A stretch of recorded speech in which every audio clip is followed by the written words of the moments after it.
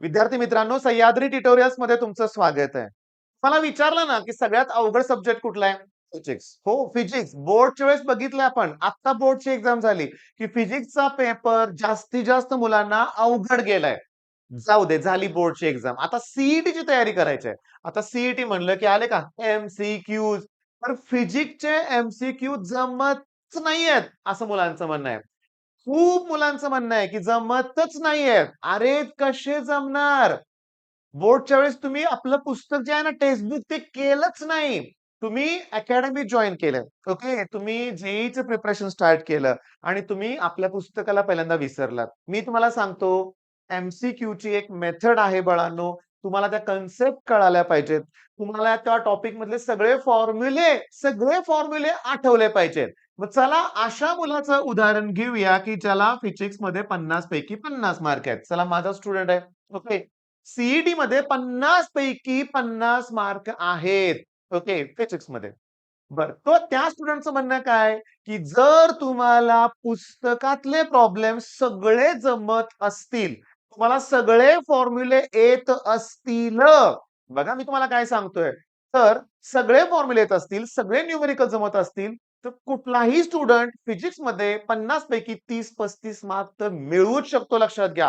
हो, अरे unit विचारतायत CET, dimension सुद्धा विचारलेले आहेत. एकदम फॉर्म्युले सुद्धा विचारलेत. ऑर्बिटल मॅग्नेटिक डायपोल मोमेंटचा फॉर्म्युला येतोय का? EVR/2 2 वेळा विचारलाय. सेंट्रिपिटल फोर्सचा फॉर्म्युला 3-4 वेळा रिपीट झालाय. डुअल नेचर, स्टॉपिंग पोटेन्शियलचा फॉर्म्युला 6 ते 7 वेळा रिपीट झालाय. सांगतो आत्ता दाखवतो तुम्हाला. कायनेटिक एनर्जीचा formula half M V square that equals to E into stopping potential. म्हणजे स्टॉपिंग पोटेन्शियल तुम्हाला काढायचं आहे. इंटूचा अपॉन करा. म्हणजे असं येणार आहे 1/2 हे व्ही स्क्वेअर. बघा हे इंटू ईचं अपॉन ई करा. पण हे वरचं एम खाली गेल्यावर इथं येणार.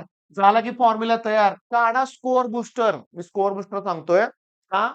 2004 पासून सीईटीच्या पेपरमध्ये हा जो फॉर्म्युला आहे 7-8 वेळा रिपीट झालाय. मग काय अवघड आहे? अवघड आहे तुमची मानसिकता. पण ही बदलते. तुम्हाला या हसऱ्या चेहऱ्यावरून दिसत असेल मानसिकता बदलली मुलांची. खुश आहेत, पण तणावात होते. त्यातल्या एका मुलाला तर मी एवढं ओरडलो होतो बरं का, पहिल्याच मुलाला म्हणूया आपण.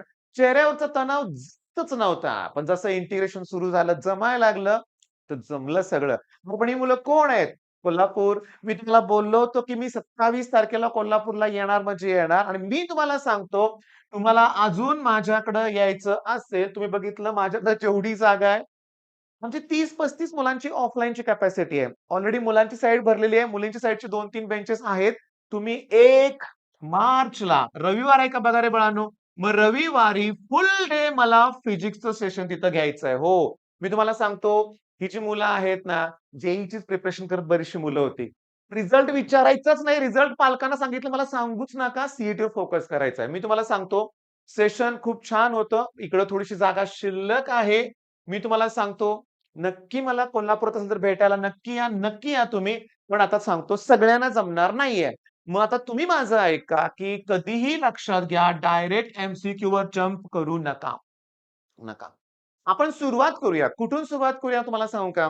सीईटीत येणारे प्रश्न, खूप प्रश्न पाहिजेत तुम्हाला तर मेकॅनिकल प्रॉपर्टीज ऑफ फ्लुइड्स आणि वर्क डन.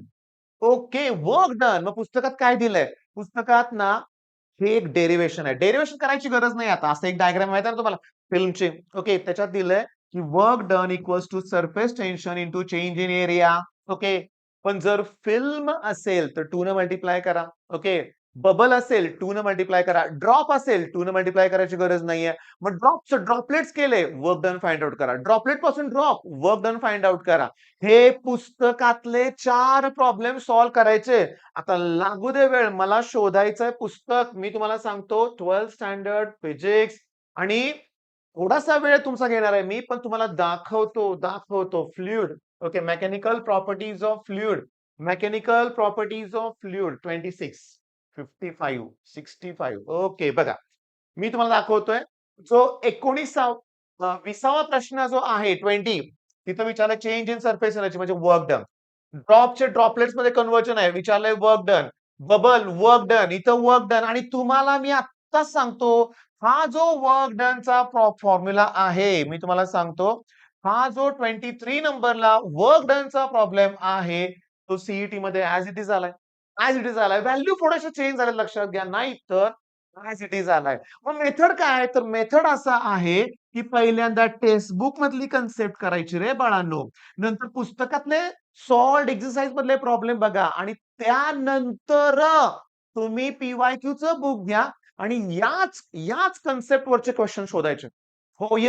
आणि हे मी तुम्हाला सांगतो, तेवढे जे हसरे चेहरे दिसतायत ना, इंटिग्रेशन जमल्यामुळे खुश आहेत. इंटिग्रेशनचे जास्तीत जास्त शॉर्टकट मी एका दिवसात कव्हर केले ऑफलाईनमध्ये. पण ऑनलाईनला देतोय ना बाळांनो तुम्हाला, तुम्ही नाराज व्हायचंच नाहीये. मी तुम्हाला देतोय शॉर्टकट्स, तुम्ही करताय, यातच आनंद आहे लक्षात घ्या. फक्त मनातील भीती काढून टाकायची लक्षात घ्या.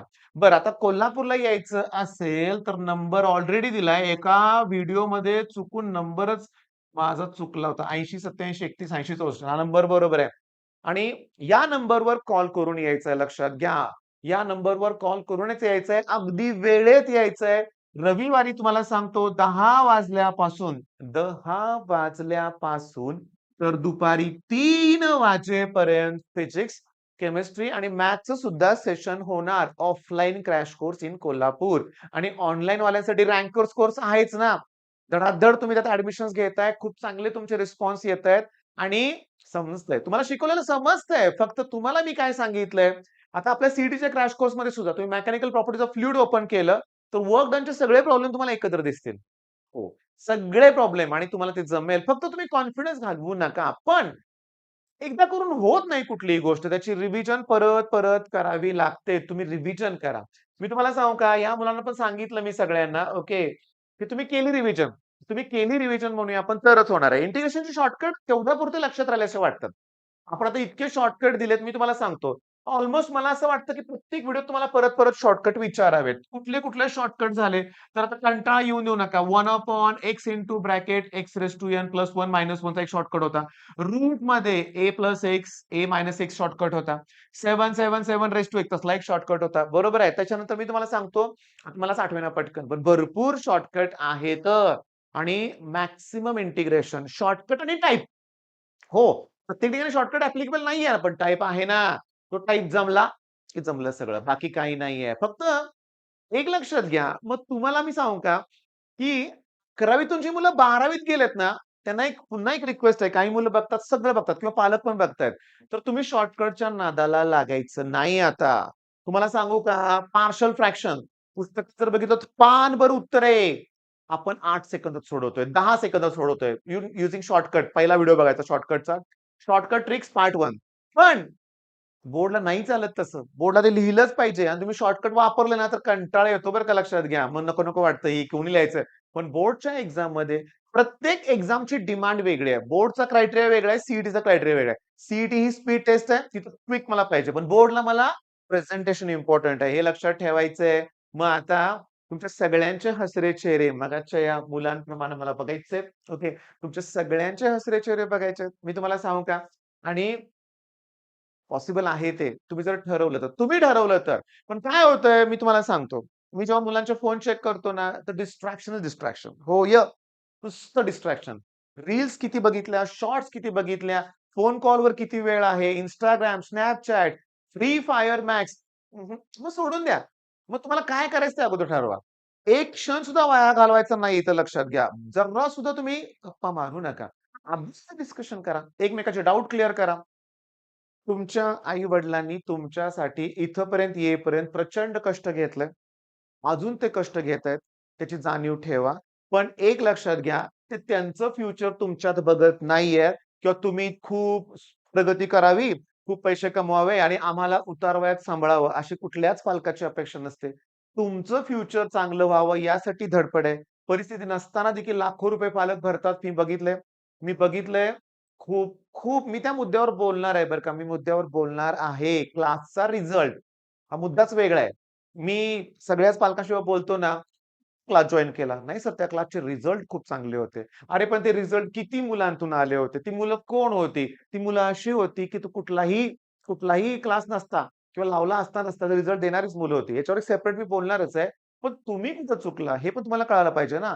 तुम्हाला कुठल्यातरी क्षणाला कळायला पाहिजे ना, की आपण ज्या क्लासमध्ये जातोय तिथं आपलं होत नाहीये. आपण आपल्या पालकांना सांगितलं पाहिजे, की मला जमत नाहीये. हो, पण आता YouTube आहे. मी एकटा नाहीये. दिनेश सर आहेत, अंकुश सर आहेत, आर-जी सर आहेत, फिजिक्सचं सगळ्यात बेस्ट चॅनल आहेत. स्वयं जोशी सर आहेत, Shailendra Chavan sir, equation x हे चॅनल आहे. नक्की पहिला चेक करा. मग एवढी चांगली लोकं, ओके, तुम्हाला सगळ्या गोष्टी प्रोव्हाईड करतायत, फ्रीमध्ये करतायत YouTubeवर. मग तुमच्याकडे आहे सगळं. मग ते बघण्यापेक्षा तुम्ही जर Instagram, Snapchat करत बसलात, तर कसली अपेक्षा ठेवायची? काहीच उपयोग होणार नाहीये. माझं एक वाक्य ऐका. ॲट द एंड रिझल्ट लागल्यानंतरच सगळेजण समाधानी असणार आहे. आता तुमचा रिझल्ट जर नाही लागला, तर फार अवघड वेळ येते. फार नको-नकोसं होऊन जातं लक्षात घ्या. म्हणजे फार तणाव येतो. ती वेळ येऊच द्यायची नाहीये.